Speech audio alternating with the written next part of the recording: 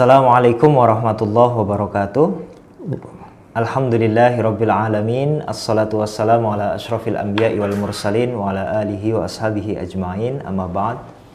Para pemirsa sekalian dimanapun berada, kembali lagi di program Tarjih Menjawab, program yang insya Allah akan menemani para pemirsa sekalian menikmati bulan suci Ramadan. Program yang terlaksana berkat kerjasama antara Majelis Tarjih dan Tajdid Pimpinan Pusat Muhammadiyah, Pusat Tarjih Muhammadiyah Universitas Ahmad Dahlan, dan juga TV Muhammadiyah. Pada kesempatan kali ini kita sudah dibersamai oleh Ustadz Dr. Hamim Ilyas. Beliau adalah Wakil Ketua Majelis Tarjih dan Tajdid Pimpinan Pusat Muhammadiyah. Sehat Ustadz? Alhamdulillah sehat Ustadz. Ya. Kita hari ini insya Allah akan berbicara dan berdiskusi tentang risalah akhlak, Ustaz. Jadi ini salah satu produk tarjih yang terbaru nggak, Ustaz? Iya. Sebenarnya risalah akhlak ini seperti apa, Ustaz? Mungkin para pemirsa sekalian juga penasaran karena ini relatif baru, ya, yang produk ijtihad yang relatif baru di Muhammadiyah, yang mungkin para pemirsa sekalian mungkin banyak yang belum tahu begitu. Mungkin sedikit gambaran tentang risalah akhlak itu seperti apa, Ustaz? Jadi risalah akhlak yang kita diskusikan sekarang ini risalah akhlak yang pertama. Risalah akhlak filosofis, karena nanti akan ada risalah akhlak praktis. Oh, gitu, Ustaz. Yang sebagai risalah, jadi judulnya risalah itu yang merupakan karya ilmiah. Tentang keilmiahnya gimana nanti para pemirsa bisa baca dan kemudian memberi komentar, memberi penilaian yang filosofis, ya. Karena itu memberi kerangka filsafat terhadap akhlak dalam Islam, yang sebetulnya dalam agama Islam kan panglimanya itu akhlak, Mas. Bukan hukum, bukan akidah. Sehingga keadaan kita sekarang ini seperti ini itu karena kita menjadikan yang lain sebagai panglima, bukan akhlak. Kan sebetulnya jelas banget, ya. Hadis Nabi itu akmalul mu'minina imanan ahsanuhum khuluqa. Orang yang paling sempurna imannya itu adalah orang yang paling baik akhlaknya. Nah, di dalam risalah akhlak itu sebenarnya isinya apa, Ustaz, secara garis besar? Apakah akhlak-akhlak seperti atau peran dan tanggung jawab manusia sebagai manusia itu sendiri, sebagai anggota masyarakat, atau sebagai hamba Allah, atau bagaimana, Ustaz? Jadi untuk yang pertama ini, risalah akhlak filosofis memang belum membicarakan yang nilai-nilai perbuatan baik yang harus dilakukan, buruk yang harus dihindari, tapi mengantarkan itu.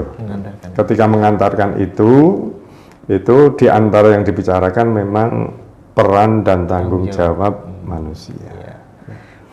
Yang ini, ya, dalam keberagamaan kita, karena kita beragama mewarisi tradisi kalam, tradisi fikih, tradisi tasawuf, maka ajaran tentang manusia itu tidak berkembang di kita. Manusia itu siapa sih? Terus tujuan hidup manusia itu apa toh? Terus peran dan tanggung jawabnya itu apa? Kita kurang rujukannya itu. Dan buku ini berusaha untuk mengantarkan itu. Ya, manusia itu dalam buku itu ditegaskan. Manusia itu diciptakan oleh Allah dengan kedudukan sebagai hamba dan khalifah Allah. Khalifah dalam buku itu dijelaskan. Khalifah itu wakil Allah. Mewakili Allah untuk apa? Mewakili Allah untuk menyelenggarakan kehidupan di muka bumi ini. Yang dalam bahasanya Ibnu Mas'ud itu menjadi khalifah, ini dalam tafsir Ibnu Mas'ud, khalifah itu ya sudah dipahami sebagai wakil Allah. Wakil Allah untuk apa? Wakil Allah untuk fil hukmi baina khalqillah. Mewakili Allah untuk mengendalikan kehidupan di antara semua makhluk Allah dalam kehidupannya di muka bumi ini. Karena manusia di bumi ini kan memiliki kedudukan sentral, gitu lah. Sentralnya itu sebagai khalifah itu di rumah kita. Kita mau menanam apa, itu kan kita yang mengelola. Hutan kita itu sudah gundul, maka kemudian kita yang mewakili Allah. Gimana supaya hutan yang sudah gundul, sudah rusak itu kemudian bisa dipulihkan kembali. Yang dengan kedudukan sebagai hamba dan khalifah Allah itu, manusia memiliki peran-peran. Itu tadi yang pertama ya Ustaz ya, peran dan tanggung jawab manusia sebagai hamba Allah, begitu Ustaz ya tadi ya? Atau sebagai pribadi, atau sebagai individu. Sebagai individu. Yang peran manusia sebagai pribadi, jadi kita itu, meskipun kita itu merupakan makhluk sosial, tapi kita kan punya kehidupan pribadi. Yang dalam menjalani kehidupan kita pribadi itu berarti kita menjalani diri kita itu sebagai pribadi. Terus dan kita juga bertanggung jawab terhadap diri kita sendiri. Nah, apa peran kita sebagai pribadi dan tanggung jawab kita itu? Kalau kita baca dalam Al-Quran, Al-Quran berbicara tentang manusia sebagai pribadi amat sangat banyak. Yang amat sangat banyak tadi itu bisa kemudian kita pahami ketika Quran berbicara tentang manusia sebagai pribadi dan Quran sebagai kitab rahmat. Itu kan berbicara tentang manusia sebagai pribadi, memberi petunjuk kepada manusia supaya bisa mewujudkan rahmat Tuhan. Yang rahmat Tuhan yang diwujudkan itu apa? Hayah thayyibah, hidup baik. Yang hidup baik ada 3 ukuran. Indikatornya ada 3 begitu? Iya, ada 3. Kalau dalam tafsir sahabat, kriterianya ada 3. Apa saja itu Ustaz? 3 hal itu Ustaz? Menurut Ibnu Abbas, hayat thayyibah itu indikator, kriteria yang pertama adalah arizkul halal, rezeki halal. Terus yang kedua, menurut Ali bin Abi Thalib adalah al-qanaatu, kepuasan. Yang ketiga, menurut Ibnu Abbas, riwayat yang lain as-sa'adatu, bahagia. Sehingga hidup baik itu menurut tafsir itu ya berarti sebagai pribadi harus memiliki rezeki yang halal, harus memiliki hati yang puas. Dan dulu ya dalam mahfuzat yang saya pelajari ketika saya dulu ya di sanawiyah, itu yang berhubungan dengan kepuasan itu, idza kunta za qalbin qanu'in fa anta wa malikud dunya sawa. Apabila kamu itu memiliki hati yang puas, maka kamu dan pemilik dunia ini sama. Sama apa? Ya, sama. Itu. Sudah merasa bahwa harapannya itu terpenuhi. Ya, kepuasan itu kan harapan dengan kenyataan yang diterima itu sesuai. Sehingga kalau kita itu memiliki kepuasan, jadi misalnya saya memiliki kepuasan, saya doktor, sudah 20 tahun belum profesor. Nah itu ya kalau saya puas ya nggak apa-apa. Ini kan kemarin kebetulan saya nonton di televisi, gila bagi saya itu betul-betul berita. Gimana itu Ustaz? Ada pegawai bank, gajinya 1 bulan itu 60 juta, tapi merampok, Mas. Terbayang nggak? Jangan dosen kan, gajinya biro. Seberapa persennya? Seberapa? Tapi jenengan kan nggak merampok, tapi dia 60 juta merampok. Itu karena dia tidak memiliki qalbin qanu'in, kepuasan tadi itu. Ini ya sebagai yang ini supaya bisa mewujudkan ini ya. Hayah thayyibah dengan 3 ukuran tadi itu. Tapi kalau ukuran Qur'annya itu lebih umum dari itu ya. Ukuran Qur'annya itu kan hayah thayyibah itu diperoleh dengan iman dan amal soleh. Itu di surat An-Nahl 97. Al-Baqarah 62 iman dan amal soleh itu perolehannya adalah lahum ajruhum inda rabbihim wala khaufun alaihim wala hum yahzanun. Tafsirnya panjang. Jadi ayat ini ada 3 perolehan yang didapatkan oleh orang yang beriman dan amal soleh. Yang pertama adalah lahum ajruhum inda rabbihim. Ini pengertiannya adalah sejahtera, sejahteranya. Yang kedua, wala khaufun alaihim. La-nya ini linafil jingsi. Khaufun takut. Tidak ada ketakutan jenis apapun. Tidak ada ketakutan ekonomi. Tidak ada ketakutan keamanan. Kita sekarang di Jogja lagi kelidih. Ramai itu ya, Ustaz ya. Ramai. itu berarti kita itu ada ketakutan. Itu belum wala khaufun alaihim. Sehingga kalau dibuat positif itu damai sedamai-damainya. Walau yazanun ini juga negatif kan. La tidak yazanun kata kerja. Kata kerja itu menunjukkan proses. Sehingga ini berarti tidak ada kesedihan dalam semua tingkatannya. Kan untuk bisa sedih yang paling tinggi itu mulai dari yang kecil, yang rendah. Galau, cemas, stres, depresi, skizofrenia. Itu untuk sampai ke skizofrenia, depresi melalui galau itu. Iya betul. Ini kita itu kalau yazanun itu tidak ada kegalauan, tidak ada kecemasan. Sehingga itu berarti bahagia sebahagia-bahagianya. Sehingga kita sebagai pribadi itu harus bisa menjadi pribadi yang sejahteranya, damai sedamai-damainya, dan bahagia sebahagia-bahagianya. Dan itu sudah barang tentu dibutuhkan karakter-karakter yang tertentu. Gitu. Nanti kita bahas itu saja karakter-karakter itu di kesempatan sesi selanjutnya. Untuk itu tetap di program Tarjih Menjawab, kita persilahkan pariwara berikut ini. Kembali lagi di program Tarjih Menjawab, masih bersama Ustadz Hamim Ilyas di tengah-tengah kita, membahas tentang risalah akhlak filosofis ya, Muhammadiyah.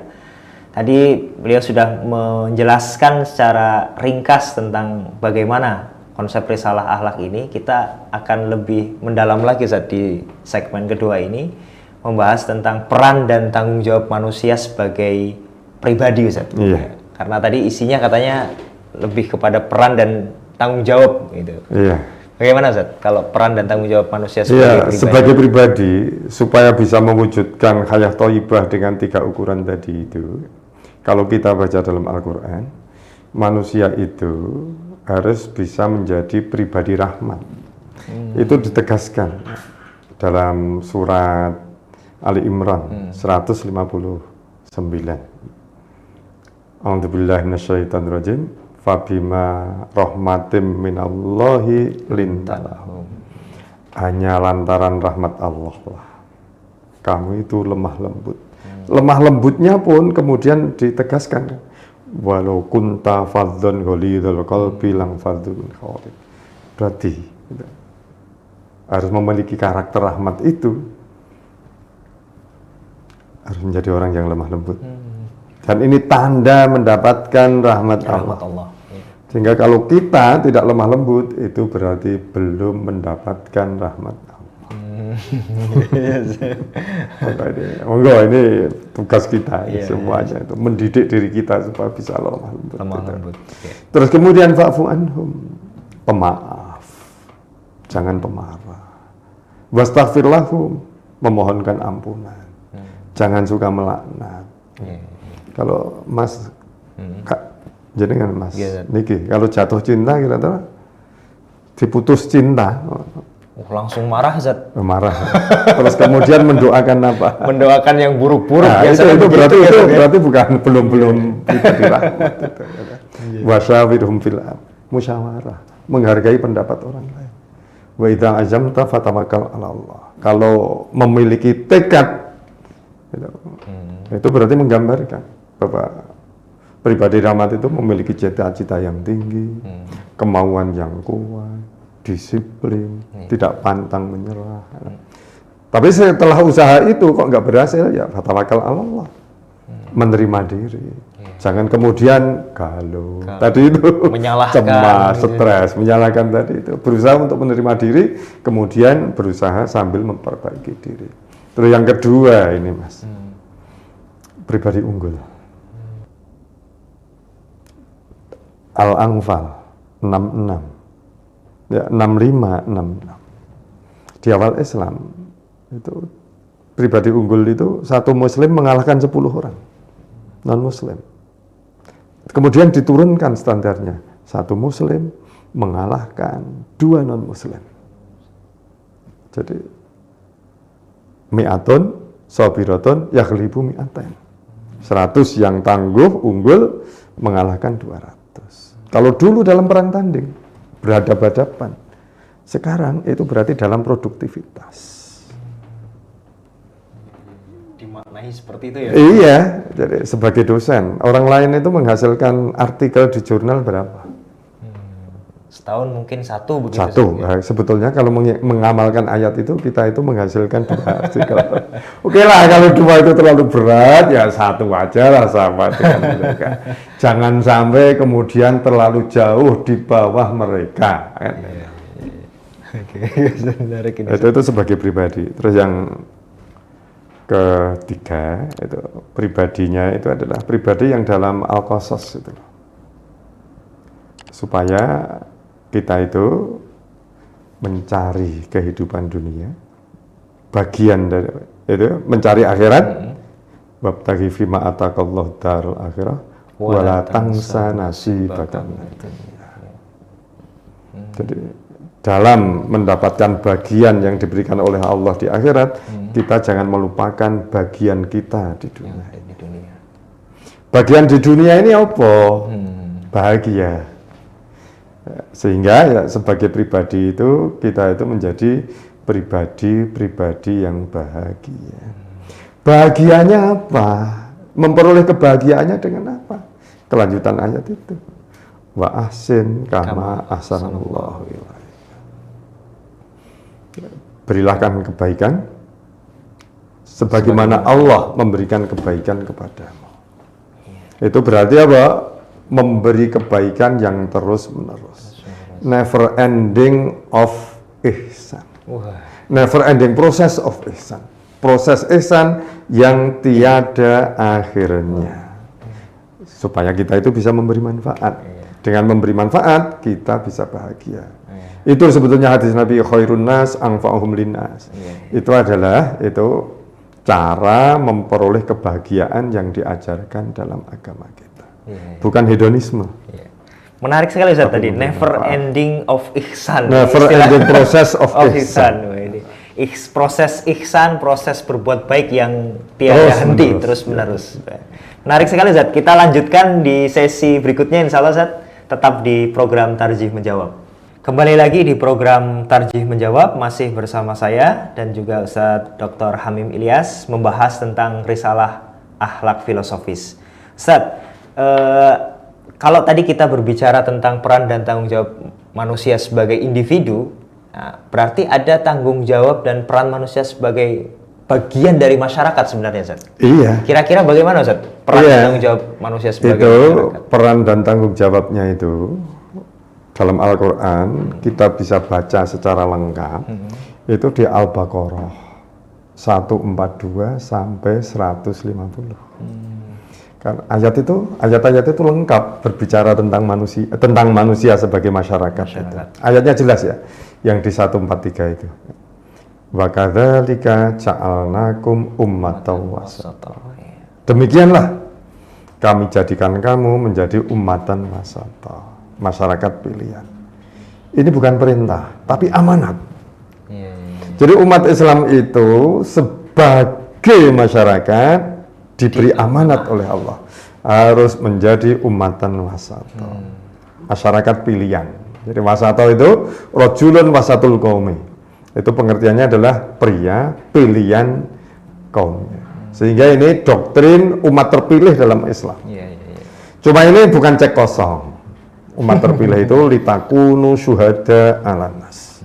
Supaya kamu itu menjadi saksi-saksi atas manusia. Dalam tafsir lama banyak yang memaknai secara eskatologis. Menjadi saksi itu besok umat selain umat Nabi Muhammad itu baru bisa masuk surga apabila sudah mendapatkan restu, rekomendasi dari umat Islam. Umatnya Nabi Nuh mau masuk surga. Itu harus oleh malaikat ditanya, kamu umatnya siapa? Umat Nabi Nuh. Tunggu dulu. Nggak bisa. Langsung masuk. Sudah dapat rekomendasi umat Nabi Muhammad belum? Iya. Belum. Kamu cari rekomendasi dulu. Tapi alhamdulillah kita di Muhammadiyah sudah memahami bahwa litakunu syuhada 'alan nas itu supaya menjadi saksi-saksi sejarah. Saksi sejarah itu berarti menjadi pelaku-pelaku sejarah. Jangan hanya menjadi penonton-penonton dalam sejarah. Iya. Masyarakat lain memproduksi barang dan jasa. Mestinya kita itu jangan menjadi penonton orang lain memproduksi barang dan jasa, kita kemudian hanya memakainya saja. Masyarakat lain membuat pesawat terbang, kita buat apa? Kita penonton atau pelaku? Iya. Masyarakat lain membuat mobil, HP, kita menjadi penonton atau jadi pelaku? Kalau kita masih menjadi penonton, itu berarti kita belum mengamalkan. Litakunu syuhada 'alan nas, menjadi pelaku-pelaku sejarah. Alhamdulillah kita di Muhammadiyah punya tafsir itu. Supaya bisa menjadi pelaku yang unggul gimana? Alhamdulillah juga, gitu loh. Di Muhammadiyah itu kita itu semboyannya itu kita ambil dari ayat. Fastabiqul khairat. Al-Baqarah 148. Selama ini diterjemahkan dengan berlomba-lombalah kamu dalam kebaikan. Cuma ini kan berbicara tentang amanat yang harus dipenuhi. Berlomba-lomba tapi kalah. Itu dimaksudkan oleh ayat itu enggak? Enggak. Gitu loh. Sehingga fastabiqul khairat itu maknanya bukan berlomba-lomba. Maknanya bisa kita pahami dari pembentukan kata fastabiqul khairat itu kan ada fa jawabnya. Terus istabiqu. Istabiqu ini fi'il amar jamak. Mufradnya istabiq. Istabiq itu sulasi mazid. Mujarotnya sabako. Sabako itu mendahului. Mendahului itu berada di depan. Nggak ada mendahului kok berada di tengah, apalagi berada di belakang. Sehingga fastabiqul khairat itu berarti jadilah kamu berada di depan dalam semua al-khairat.